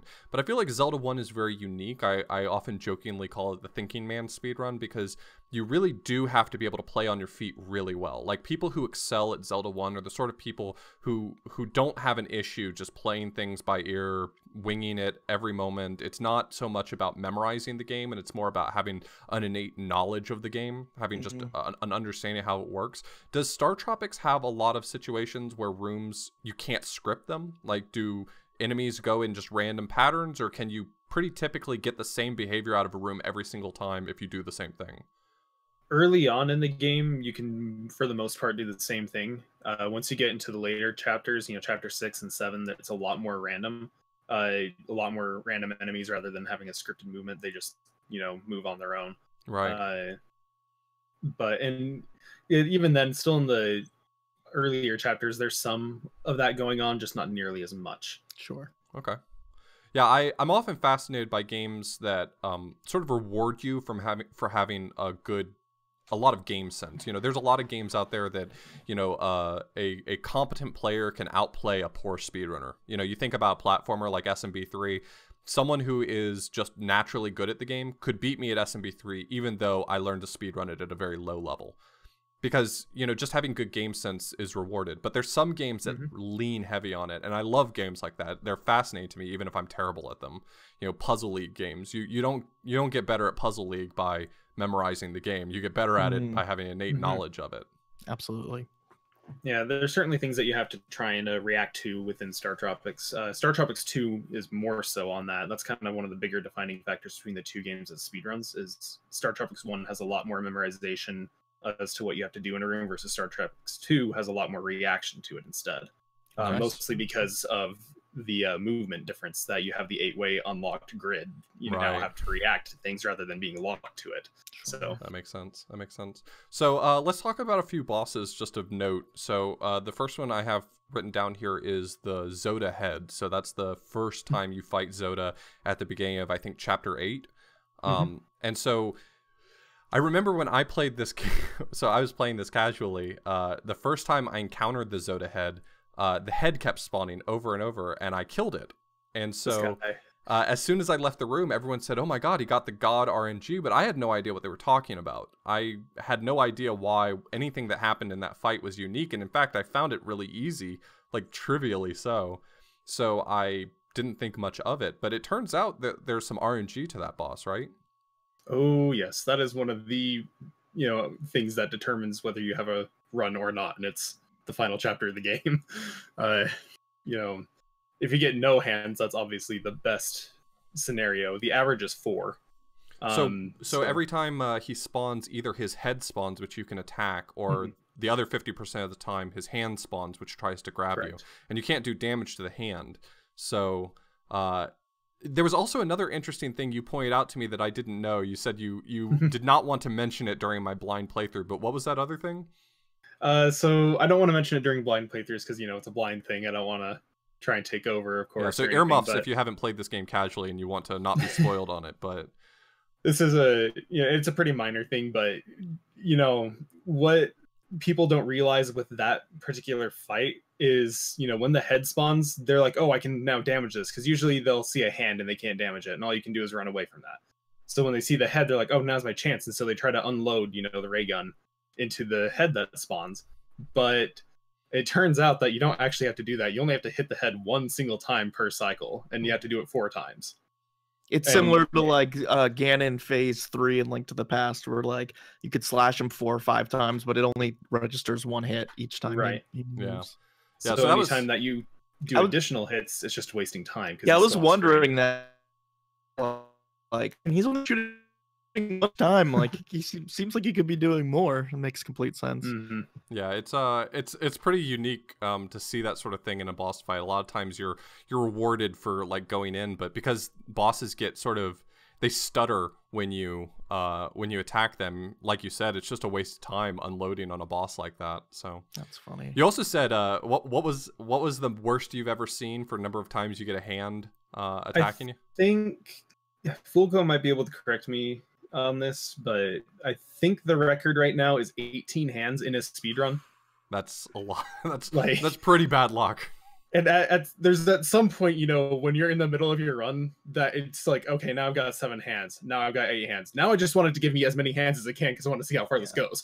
Because This is the final boss, right? I mean, Yeah. this is the final boss of the game too, which well, is this is the third to last. okay. But you're like In the last 50 level, plus minutes into the speed Yeah. run when you this were is within happening. 5 minutes of ending the game. Yeah, Yes, and exactly. you don't have the safety blanket that Zelda gives you for Aghanim, where you at least get one guaranteed thing every whatever cycles. Like you could get Mhm.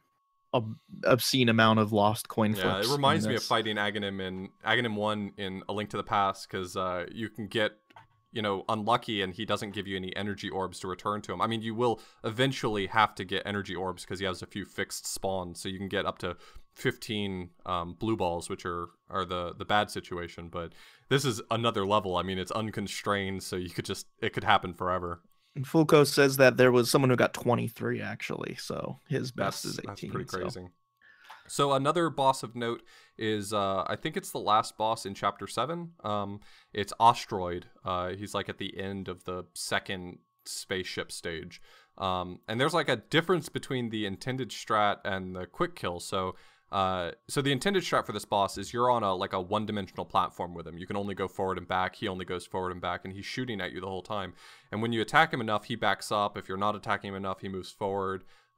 It feels sort of like that. There might be a little more nuance to his movement, but it feels like if you're consistently dealing damage, he'll move away from you. If you stop consistently dealing damage, he'll move forward. But you actually mentioned a little quirk about this boss. Yeah, there's actually a way you can quick kill this boss. So you're supposed to go jump on the switch, right? Yeah. And then run back to the entry of the room to jump on another switch. This pulls out the floor at the end of the room where the asteroid is at. But there's a way to manipulate your movement to be able to push him back right as you land on that, or push him back just long enough to go run to that switch, and he'll instantly fall down into the pit. You gotta be able to know what damage values that the weapons you currently have use. If you ran out of the super ray gun, for example, you have to know what the other 2 weapons damage values are so that you can, how many hits does it take with this weapon in order to actually make this work. Gotcha. Some weapons attack faster than the other ones, so you have to, you play it by ear in some situations depending on how your stage went. Once you practice it a little bit, is it hard to get this quick kill to work, or? It's not hard. It's consistent. I can say that. Okay. It's totally consistent. But it does take a bit of practice to get down exactly when you're supposed to fire. I still mess it up myself, and I've done it many times. But it is a completely 100% consistent thing if you get it down. Go ahead. I was just gonna say one boss that you guys didn't put on this list, and it's probably pretty trivial. But the first boss of the game, the snake, you basically skipped that whole fight as well, right? Yes, and I was actually going to kind of briefly touch on that, and that all of the bosses in this game are pretty unique with what you do with them.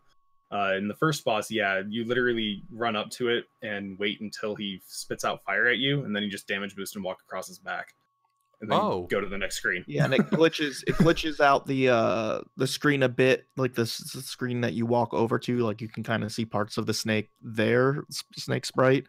And you've skipped the whole fight. Yeah, it looks. I mean, I don't know. In Foco's world record, it looked strange at least. Yeah, watching runs like of this, it wasn't really obvious what was happening. I thought you were just like dealing damage so fast that you just ran right through him. I didn't realize you were damage boosting through the boss. Oh yeah, That's fascinating. It's just it's the easiest thing. It's just a damage boost, and you walk across. It's very similar to Link's Awakening. There's a specific similar snake type of head that comes out of one of the dungeons that you're supposed to fight to enter the dungeon. I think it's dungeon 7 or 8. Yeah. And you just damage boost through it and walk right into the dungeon.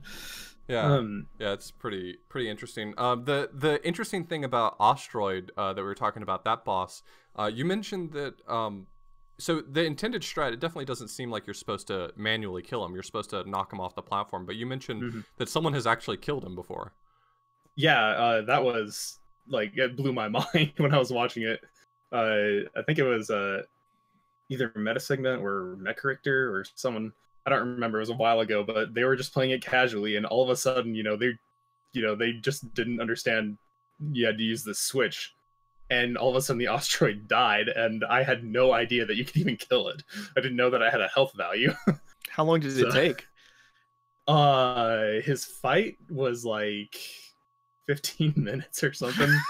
My gosh. It must have just like some exceedingly large health value so that you're disincentivized from trying to kill it or something. From what I understand, Full Coat can correct me on this because I don't know the specifics and he does. I believe that it actually regenerates health whenever it walks backward. And so, like, you have to be able to hit it and not have it do that in order to actually kill it. Interesting. Okay, yeah, right, that's there you crazy. Have that. Yeah, it has 71 hit points and it refills it every time it moves backwards. So I guess that would mean you'd have to deal 71 hit points worth of damage without, like, while it's backed up against the wall or something. Yes, exactly. That's so crazy.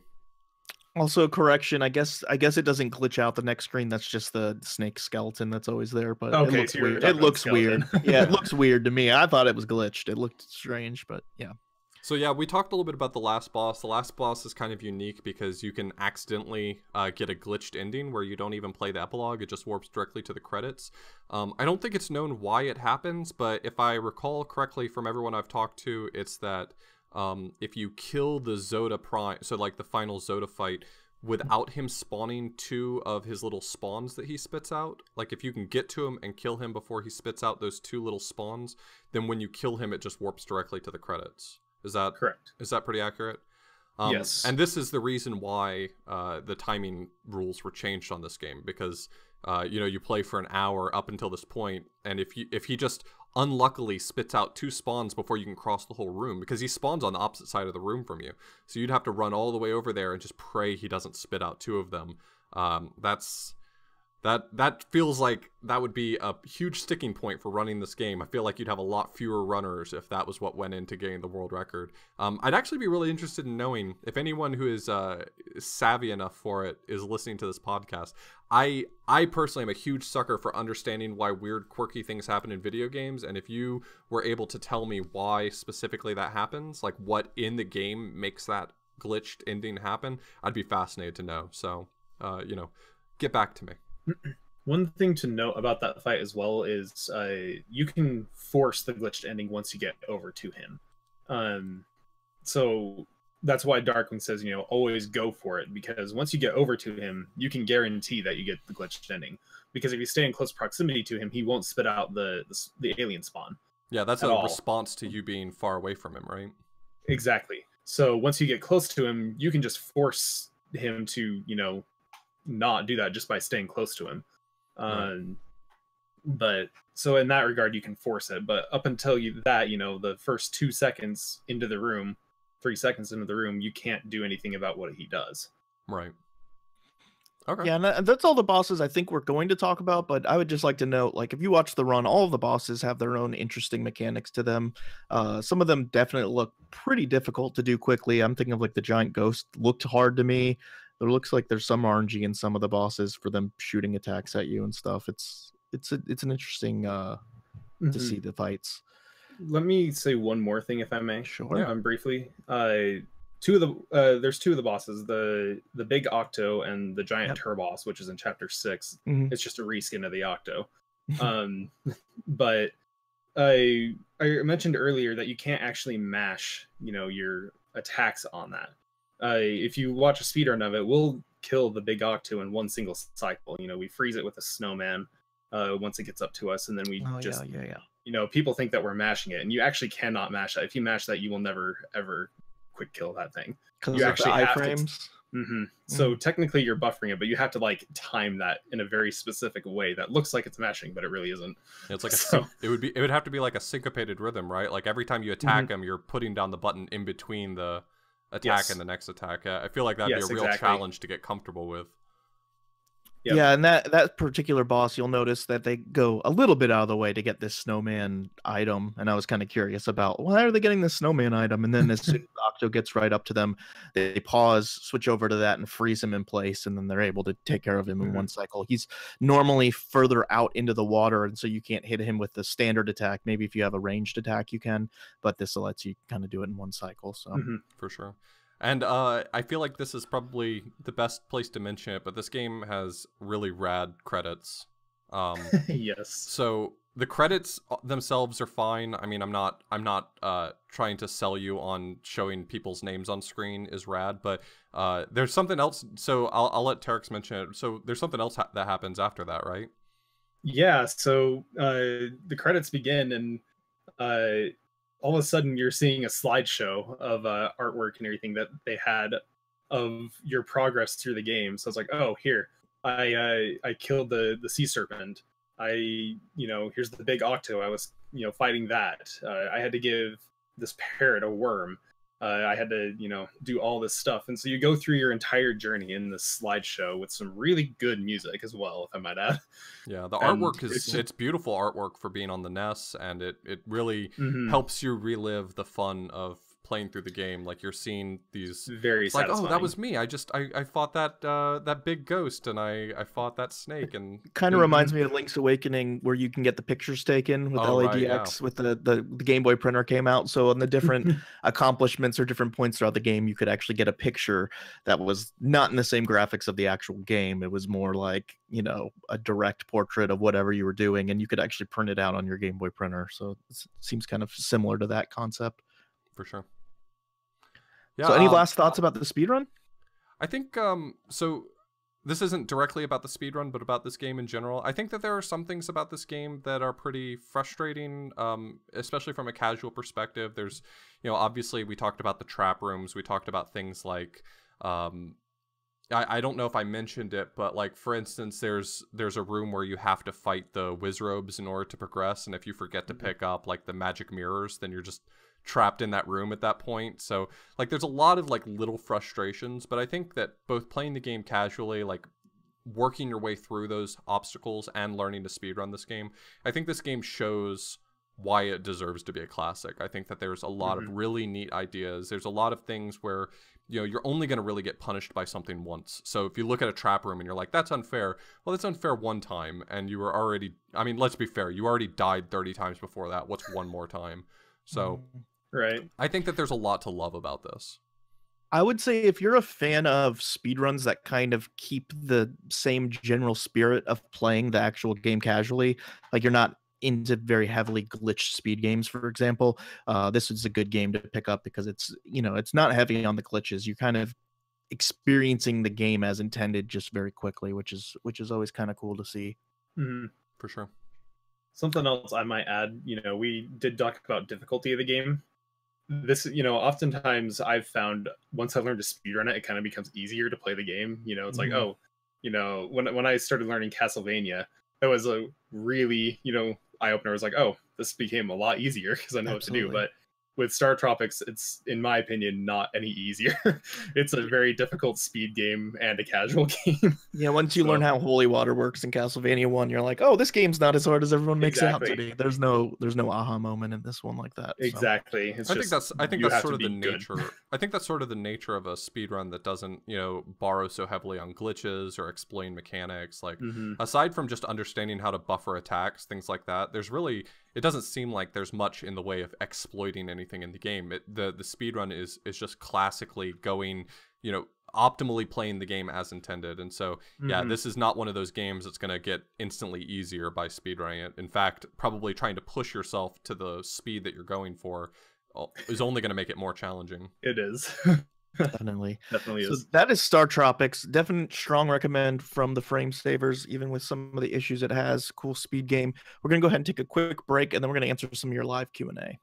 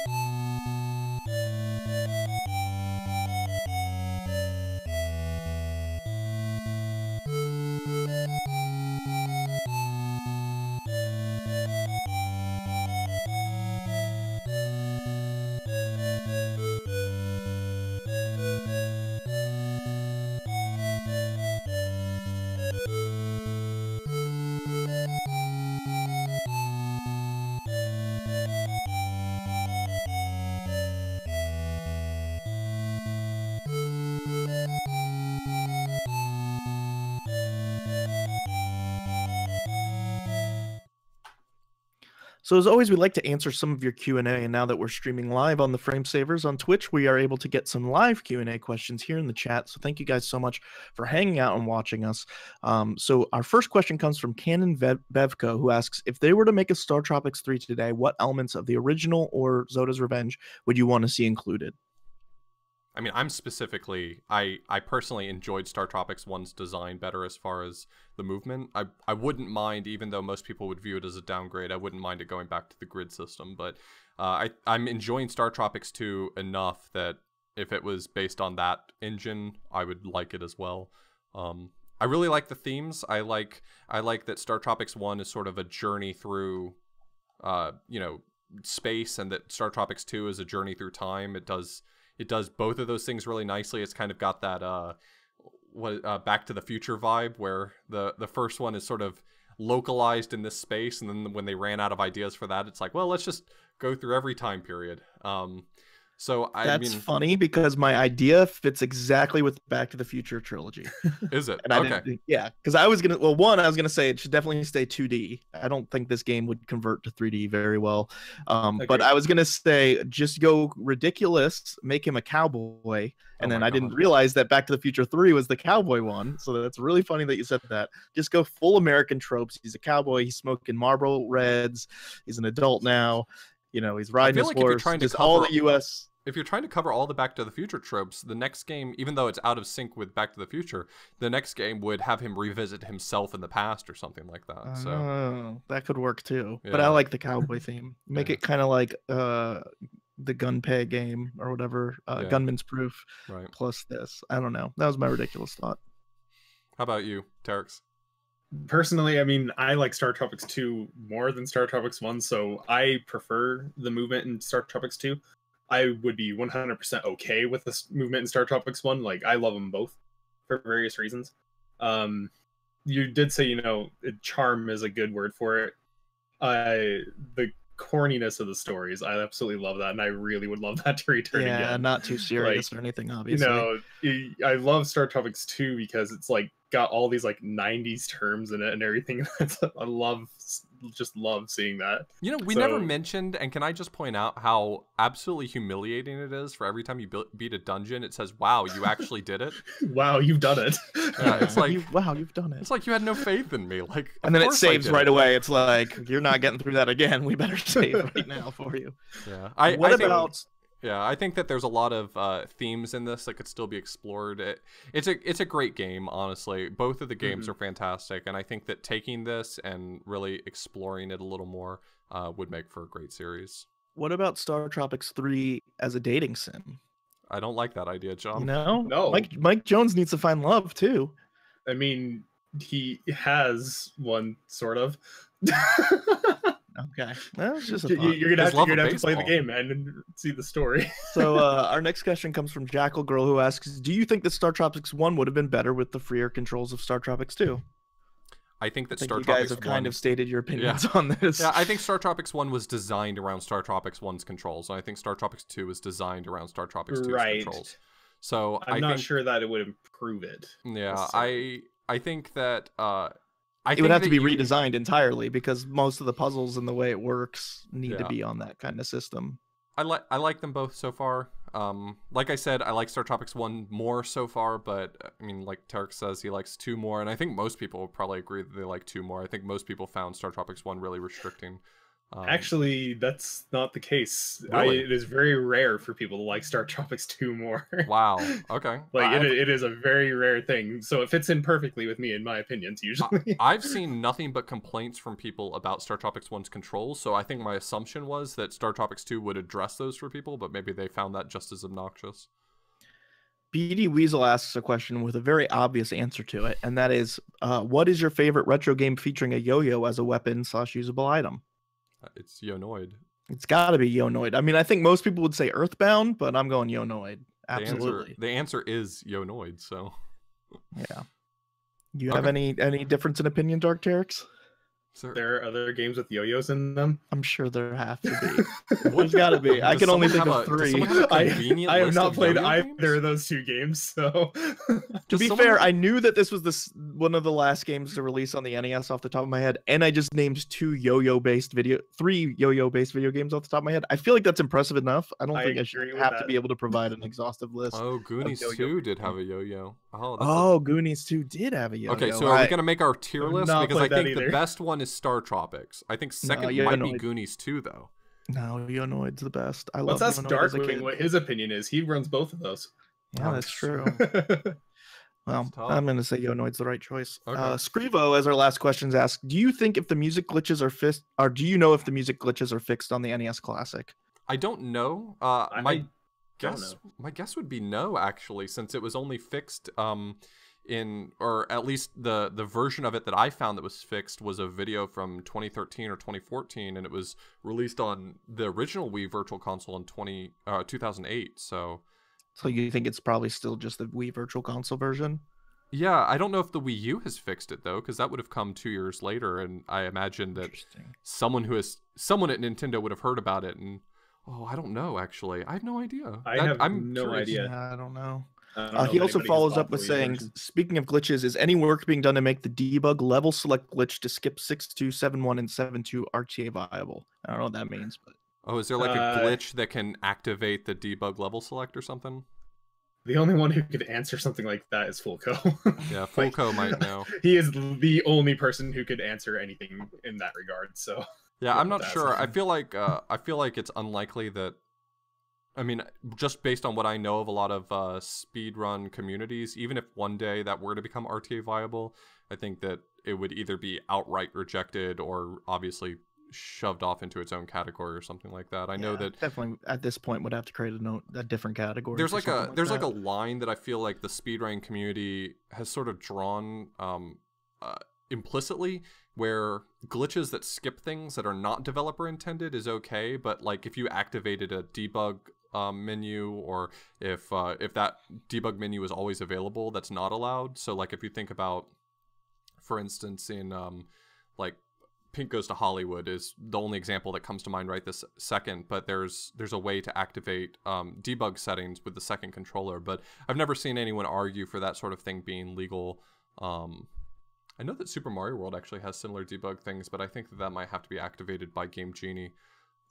Interesting. Yeah, Fulco says that it's not RTA viable, really. So, at least at this time, looks like not so much. Gotcha. And the glitch is basically warping anywhere in the game, but you can also warp to the debug menu. So it's kind of a strange glitch. So interesting. Well, that's our Q&A. Thank you guys so much for hanging out live. We really appreciate it. I would like to say that we also have affiliate now on Twitch, which is really cool. So if you prefer to sub to us on Twitch versus supporting through Patreon, we have both options available, which is cool. And we hope to have some emotes coming soon for you guys to enjoy using throughout the land of Twitch. Darkterix, where can people find you if they want to see you do the things? Twitch.tv/Darkterix. Pretty straightforward. Nice. Are you working on any specific projects right now, or? Mushroom Men is currently what I'm working on. Did the 12-hour challenge, we said with Off, I did that, and I am working on bringing that down a little further. And you're a pretty noteworthy Mega Man runner as well, which is kind of interesting because Mega Man always tends to be on this show our go-to example for retro replayability, like being able to play levels out of order and things like that. So if you want to see some guy actually play some Mega Man other than Mega Man Game Boy like John, Darkterix plays some of the NES ones too. I play the best one. Yeah, I run Mega Man 6. That's my main speed game. So if you want to see some 6, then come on over. I will gladly. Definitely go give Darkterix a follow. We'll try and tweet out his link as well on our Twitter. Chad, where can people find you? You can find me on Twitch, Twitter, and YouTube as Author Blues. And where can they find you? You can find me on Twitter and Twitch at John Carls, YouTube at John Carls1. Also have a few shout outs to do before we go. We want to give a big shout out to our patrons that give us $25 a month or more. So first of all, Tina Hacks. She can be found at twitch.tv/Tina Hacks. She's an awesome speedrunner. She was on the podcast previously for Shantae. She ran at GDQ doing Wonder Boy. She's been doing a lot of FF6. She recently got 3rd place in that. So go give her a follow. We've got Mr. Pizak. That's MRPZAK. You can find him on Twitch as well. He is a retro NES speedrunner. Hasn't been streaming as much lately, so go yell at him. Tell him to hit that start streaming button. But he does some really cool speedruns. Also, Kip, you can find him at twitch.tv/KIPP. He's a Super Metroid speedrunner. He hosts actually a Super Metroid Strat Chat every other Thursday on his stream, and so he invites top members of the community to come and help people learn tricks on the game. So that's really cool. Definitely. Also, we want to give a huge shout out to the Warp World podcast. It's kind of like a friend podcast of ours, Pooh, Jakku, and Xwater. You can find them on podcast.warp.world. They talk about a lot of Twitch news and retro video game news that's kind of a bit different than, our format. So they kind of address maybe a different itch you might have. So go ahead and give them a listen. Also, you can find all of our stuff at theframesavers.com. You can find our Twitch, Twitter accounts and such. You can also find links to our Patreon, links to links to our Twitch and such like that. Also, a huge shout out to Brian Morgenthau for producing this. He always makes it sound real good. You can find him at bmorgstv on Twitter and Twitch. Any last thoughts? Yeah, don't forget, we've been doing the live Q&A on the Twitch, but make sure that if you guys have questions for us, we do try to make it pretty clear, at least on Discord, if you're trying to figure out what's going on with us, we do try to make it pretty clear what episodes are coming up. So feel free to ask us any questions either on Discord, on Twitter, any way you want to get a hold of us. We'll include those in here as well. Lately, we've just been having primarily live Q&A, but we love answering any questions you have, and maybe you can't catch the live recording, so shoot us your questions and we'll make sure they get answered, and you can catch them on the audio recording if you miss Absolutely. it here. Also, if you've missed these episodes or you're not a huge podcast person, you can find a lot of our episodes going forward on YouTube as the Frame Savers as well, and you can watch these just like they were streamed live. And that's about it. I say go play StarTropics if you haven't played it, and give Mr. Dark Teryx a follow. Thanks so much for coming on, man. Yeah, thank you for having me. I appreciate it. Okay, you all have a good week. See ya. Later.